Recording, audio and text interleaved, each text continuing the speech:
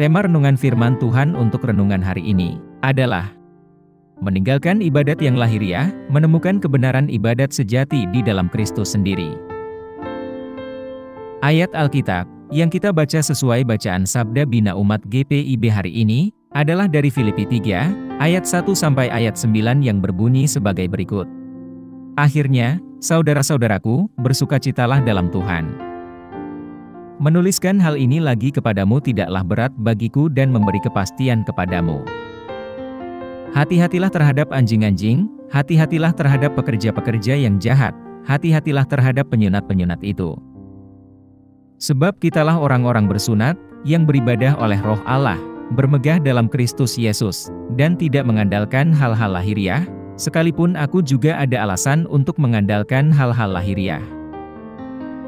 Jika orang lain menyangka dapat mengandalkan hal-hal lahiriah, aku lebih lagi, disunat pada hari ke-8, dari bangsa Israel, dari suku Benyamin, orang Ibrani asli, tentang pendirian terhadap hukum Taurat aku orang Farisi, tentang kegiatan aku penganiaya jemaat, dan tentang kebenaran dalam menaati hukum Taurat, aku tidak bercacat. Tetapi apa yang dahulu merupakan keuntungan bagiku, sekarang kuanggap kerugian karena Kristus. Malahan segala sesuatu kuanggap rugi, karena pengenalan akan Kristus Yesus, Tuhanku, lebih mulia daripada semuanya. Karena dialah aku telah melepaskan semuanya itu dan menganggapnya sampah, supaya aku memperoleh Kristus, dan berada dalam Dia bukan dengan kebenaranku sendiri karena mentaati hukum Taurat, melainkan dengan kebenaran karena iman kepada Kristus, yaitu kebenaran yang Allah anugerahkan berdasarkan iman. Demikian pembacaan Alkitab. Haleluya.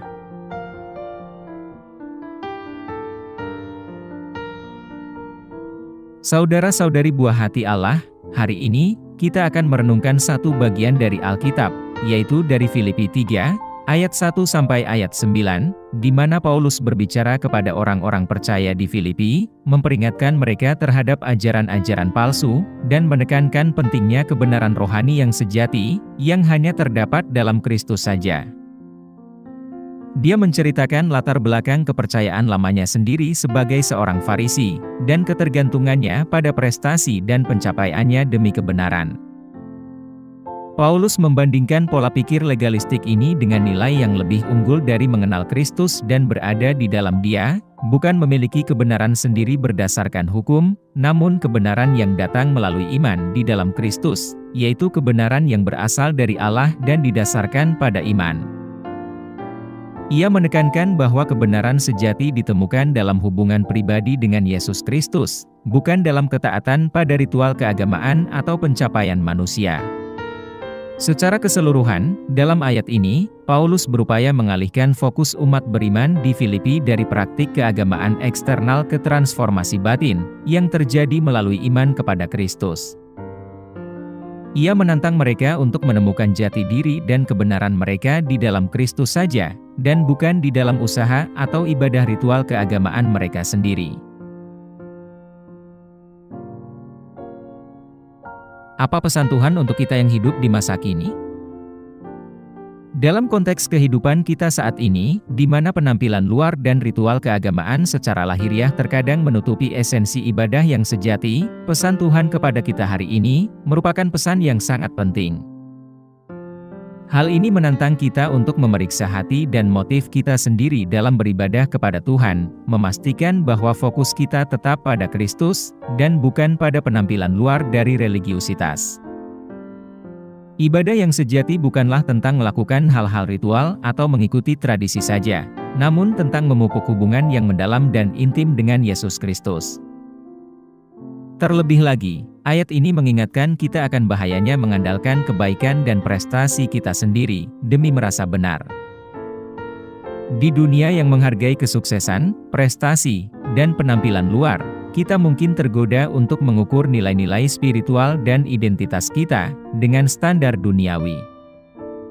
Namun, kesaksian Paulus mengajarkan kita bahwa kepenuhan dan kebenaran sejati hanya ditemukan di dalam Kristus. Semoga kita, seperti Paulus, meninggalkan keyakinan kita pada bentuk ibadah lahiriah, dan sebaliknya menerima kebenaran ibadah yang sejati, hanya dalam iman kepada Kristus Yesus saja. Lebih jauh lagi, pesan Tuhan melalui bagian ini memanggil kita untuk melakukan reorientasi radikal terhadap prioritas dan nilai-nilai kita. Hal ini menantang kita untuk melepaskan apapun yang menghalangi upaya kita untuk mencapai keintiman dengan Kristus, dan untuk mengejar Dia di atas segalanya. Ketika kita meninggalkan penyembahan lahiriah, dan menerima kebenaran penyembahan di dalam Kristus saja, semoga kita mengalami pendalaman hubungan kita dengannya, dan mengalami transformasi hati dan kehidupan kita.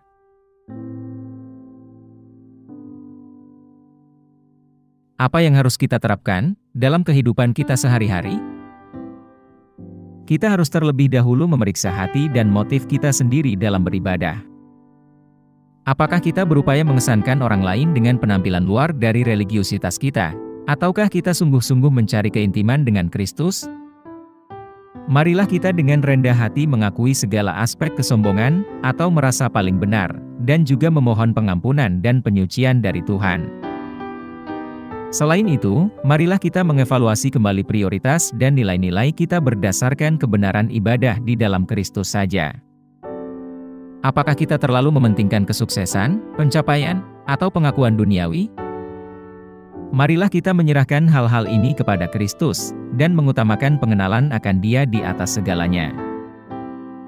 Semoga kita berusaha memupuk keintiman yang lebih dalam dengannya melalui doa, mempelajari firman-Nya, dan persekutuan dengan orang percaya lainnya. Yang terakhir, marilah kita berkomitmen kembali pada gaya hidup ibadah, yang berpusat pada Kristus saja. Biarlah setiap aspek kehidupan kita, baik pikiran, perkataan, dan tindakan kita, menjadi ekspresi kasih dan pengabdian kita kepadanya.